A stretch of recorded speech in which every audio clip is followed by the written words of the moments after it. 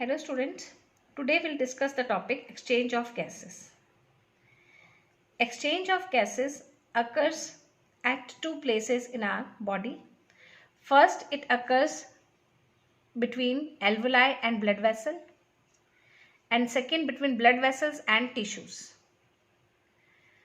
Gases move from or diffuse from high partial pressure to low partial pressure. What is partial pressure? The pressure exerted by the individual gas in a mixture of gases is known as partial pressure. For example, alveolar air. This is a mixture of gases. In this mixture, the pressure exerted by oxygen is known as partial pressure of oxygen. And here the partial pressure of oxygen is 104 mmHg. Now, the gases will be exchanged between alveoli and the blood vessels. Now, the partial pressure is higher. Partial pressure of oxygen is higher in alveolar air, and in blood capillaries present in the lungs, the partial pressure of oxygen is less. Here PO2, that is partial pressure of oxygen, is 104, and the capillaries which are present near to the alveoli, they have the partial pressure equal to 40 mmHg. So therefore, oxygen will diffuse from alveoli to the blood vessel. The partial pressure of carbon dioxide is higher in deoxygenated blood, that is 45 mmHg, and partial pressure of carbon dioxide in alveolar air is just 40. So the carbon dioxide will move from deoxygenated blood to the alveoli.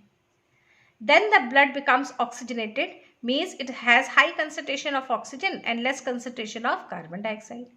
This oxygenated blood will move to the left part of the heart, from where it is supplied to the whole body. Now, the oxygenated blood has higher partial pressure of oxygen, that is 95 mmHg, and carbon dioxide, the partial pressure of carbon dioxide is less, that is 40 mmHg. The cells, these blood vessels will exchange the gases with the tissues. Partial pressure of oxygen in tissues is less, that is 40 mmHg, and partial pressure of carbon dioxide is higher, that is 45 mmHg. Why the partial pressure of carbon dioxide is higher in cells or tissues? Because this carbon dioxide is released during the metabolism. Now, the partial pressure of oxygen is higher in oxygenated blood, so it will move to the tissues, and carbon dioxide will move to the blood vessel. Blood will again become deoxygenated. It will move to the right part of the heart, then it is again oxygenated by moving into the lungs. So this is the whole process how the exchange of gases takes place. Now we will consider the membranes which are involved, through which the oxygen diffuses from alveoli to the blood vessel. See, this is the structure of the alveoli. Alveoli is lined by single layered squamous epithelium. This is squamous epithelium, and this is capillary, blood capillary. This capillary is lined by endothelium, single layered endothelium. Between these two, endothelium and squamous epithelium, there lies a basement membrane. Basement substance or basement membrane is of both the alveoli and that of blood vessel. So the exchange of gases takes place between squamous epithelium. The gas crosses squamous epithelium, basement substance and endothelium to reach the blood. The thickness of these three membranes together is less than 1 millimeter. The thickness of these three membranes together is less than 1 millimeter. Approximately it is 0.3 millimeters. Approximately it is 0.3 millimeters. So let's revise, children. Site of exchange of gases. Alveoli are the primary sites of exchange of gases. Exchange of gases also occur between blood and tissues. So these are the two sites where exchange of gases occur. Oxygen and carbon dioxide are exchanged in these sites by simple diffusion based on pressure or concentration gradient. Means the area where the pressure of the gas is higher, from that area the gas will move or diffuse to the area of low pressure. That is, gases move from high partial pressure to low partial pressure. Factors affecting the rate of diffusion. First is solubility of the gas. The more is the gas soluble, more is the solubility of the gas, more is its diffusion. Thickness of the membrane involved in diffusion. Partial pressure.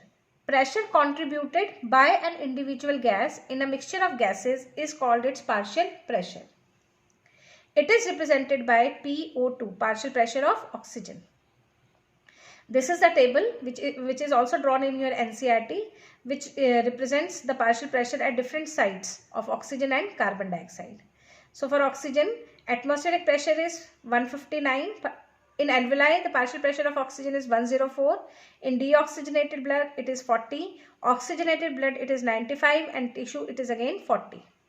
For carbon dioxide, in alveoli, the partial pressure is 40. Deoxygenated blood, it is 45. And oxygenated blood, it is 40. And in tissues, the partial pressure of carbon dioxide is 45.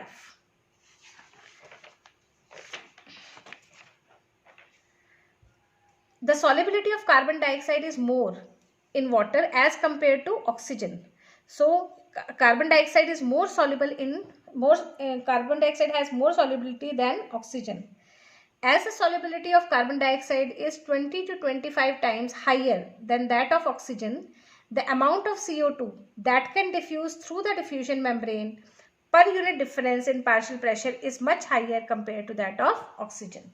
So this is very important, children. As the solubility of carbon dioxide is higher than the oxygen, therefore its diffusion rate is higher than the oxygen. So as the solubility of CO2 is 20 to 25 times higher than that of oxygen, the amount of CO2 that can diffuse through the diffusion membrane per unit difference in partial pressure is much higher compared to that of oxygen. The diffusion membrane is made up of three major layers that I have told you and shown you in the diagram. That is thin squamous epithelium of alveoli 0.1 mm, endothelium of alveolar capillaries, that is 0.1 mm, and basement substance between them. This is non-cellular jelly-like substance. This substance is also 0.1 mm. So total thickness is 0.3 mm, but in your NCERT it is written that it is less than 1 mm. Now transport of gases. Two gases are being transported in our body. First is oxygen and second is carbon dioxide. So how these are transported? So blood is a medium for the transport of both oxygen and carbon dioxide. First we'll discuss the transport of oxygen. Oxygen is transported in two forms. First as dissolved form and second in the form of oxyhemoglobin. Oxygen is transported in two forms, first in the dissolved form and second in the form of oxyhemoglobin. So transport of oxygen as dissolved gas, about 3% of oxygen is carried in a dissolved state through the plasma. As oxyhemoglobin, 97% of oxygen is carried in combination with hemoglobin of the RBC.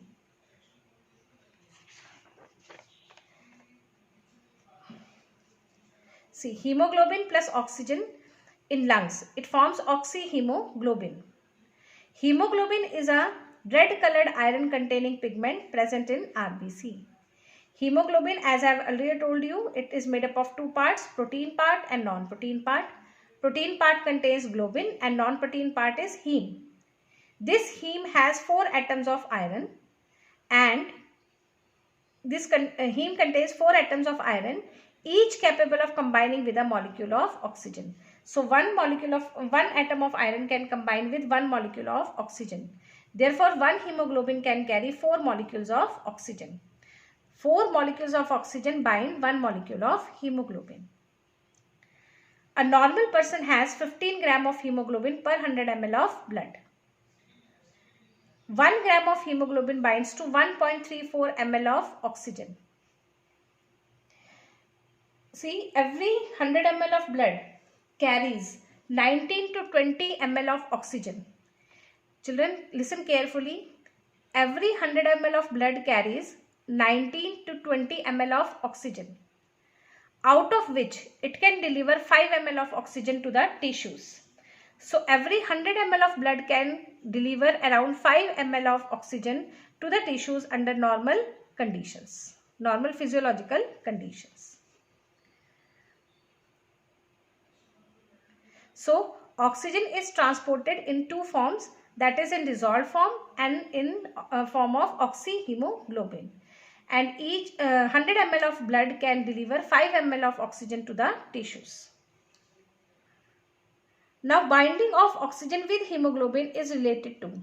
See, oxygen binds with the hemoglobin and this binding is decided by 4 factors. First is partial pressure of oxygen. Higher is the partial pressure of oxygen, more is the binding of oxygen with hemoglobin.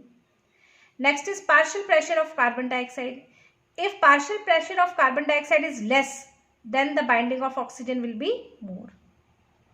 pH, hydrogen ion concentration. If pH is more, then binding of oxygen will be more. And temperature. These are the 4 factors which controls the binding of oxygen with hemoglobin. To study these 4 factors, we draw or plot a oxygen dissociation curve. What is oxygen dissociation curve?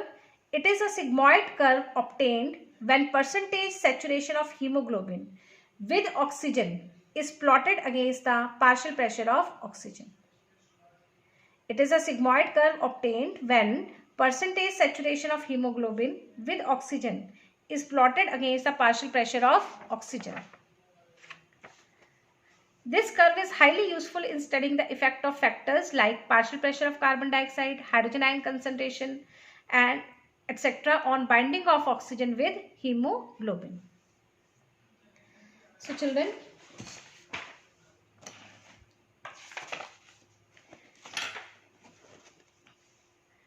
this is oxygen dissociation curve. See, this red line is normal oxygen dissociation curve.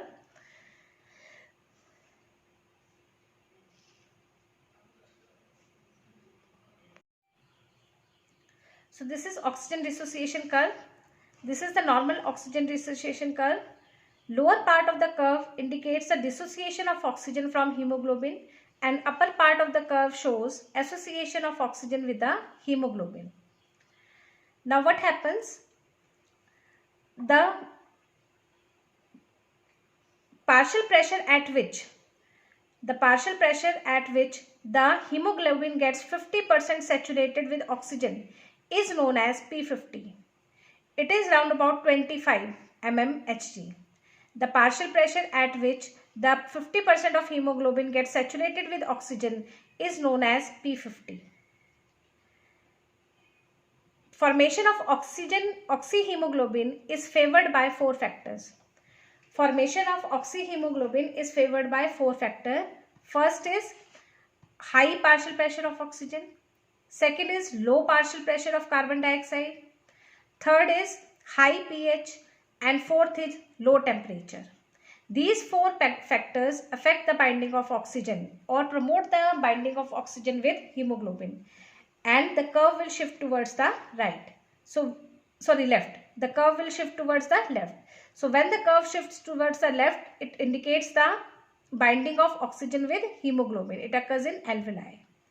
And when it shifts to right, it is the curve which occurs in tissues. It indicates the dissociation of oxygen from hemoglobin.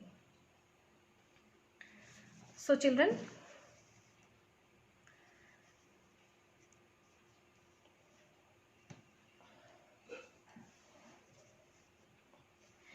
under normal conditions, the oxygen hemoglobin dissociation curve is S-shaped or sigmoidal in shape. Lower part of the curve indicates dissociation of oxygen from hemoglobin. Upper part of the curve indicates the acceptance of oxygen by hemoglobin. The partial pressure at which the hemoglobin saturation is 50% is called P50.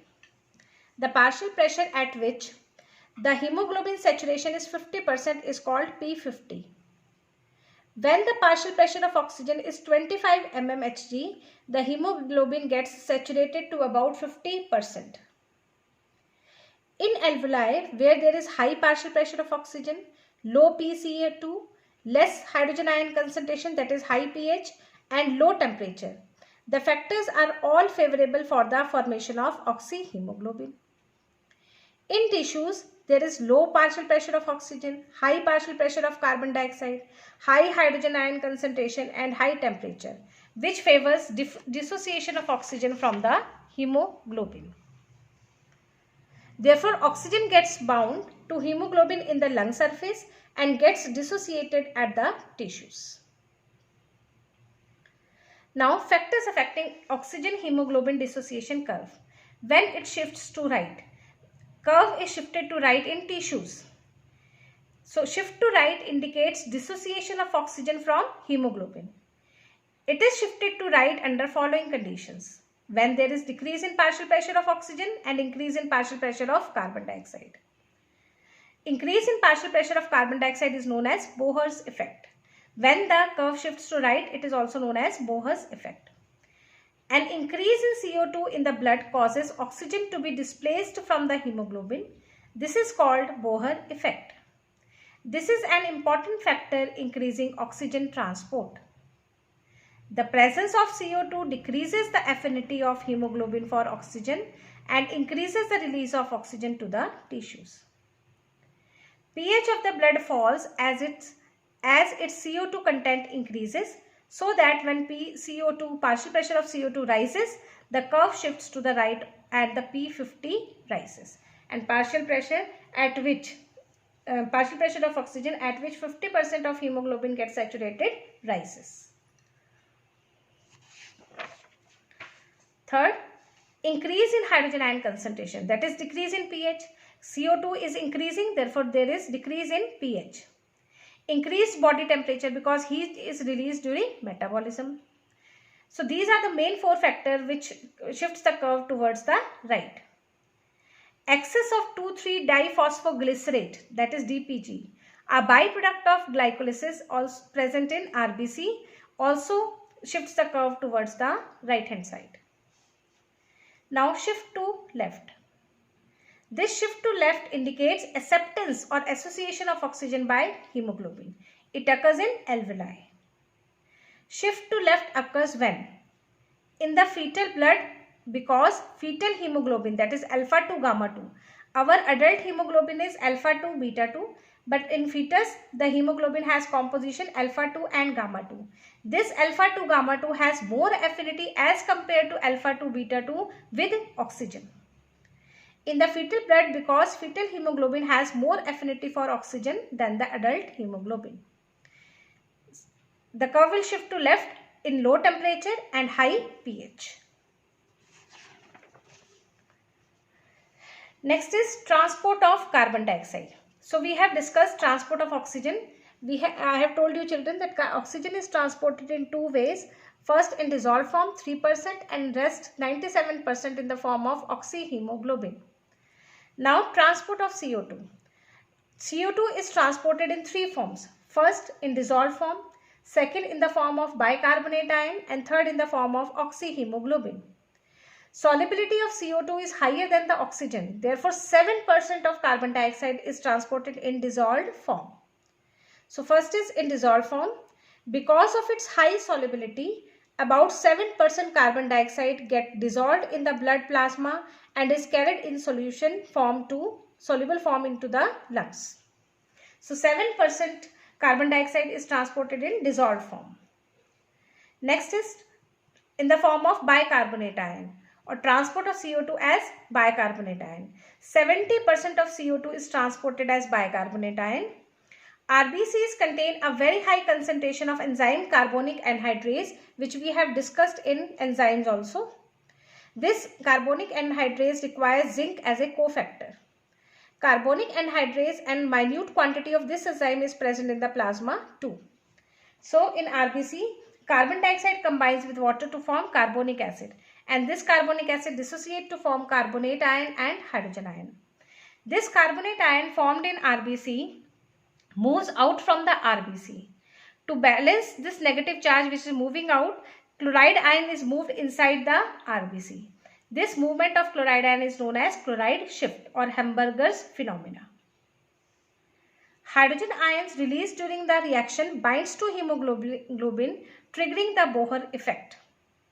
Thus, oxygen release is enhanced and CO2 loading as bicarbonate ion. Chloride shift, Hamburger's phenomena. Since the rise in bicarbonate content of RBC is much greater than that in the plasma, about 70% of bicarbonate ion formed in RBC enters the plasma. The excess bicarbonate ion leaves the RBC in exchange of chloride ion. This exchange is called chloride shift. See, bicarbonate ions are formed, they move out to the plasma and chloride ion move in. So this is known as Hamburger's phenomena. Because of this, the chloride ion content of RBC in venous blood is greater than in the arterial blood. The chloride shift is rapid and completes in 1 second. Consequently, the RBC takes up water and increases its size. So osmotic pressure increases due to the influx of chloride ion. So RBC absorb water and they grow in size. Next is transport of carbon dioxide as carb-amino-hemoglobin. 7% is transported in dissolved form, 70% is transported in bicarbonate ion form, and 23% is transported as carb-amino-hemoglobin. 23% of CO2 is carried by hemoglobin as carb-amino-hemoglobin. This binding is related to partial pressure of PCO2, carbon dioxide. Partial pressure of oxygen is the major factor which could affect the binding. When partial pressure of carbon dioxide is high and partial pressure of oxygen is low, as in tissues, more binding of CO2 occurs. Whereas when partial pressure of CO2 is low and partial pressure of oxygen is high, as in alveoli, dissociation of carbon dioxide from carb-amino-hemoglobin takes place. That is CO2, which is bound to the hemoglobin from the tissues, is delivered to the alveoli. At the tissue site where partial pressure of carbon dioxide is high due to catabolism, CO2 diffuses into blood and forms bicarbonate and hydrogen ion. At the alveolar site where partial pressure of CO2 is low, the reaction proceeds in opposite direction, leading to the formation of CO2 and water. The CO2 trapped as bicarbonate ion at the tissue level and transported to the alveoli and is released as CO2. Every 100 ml of deoxygenated blood delivers approximately 4 ml of carbon dioxide to the alveoli.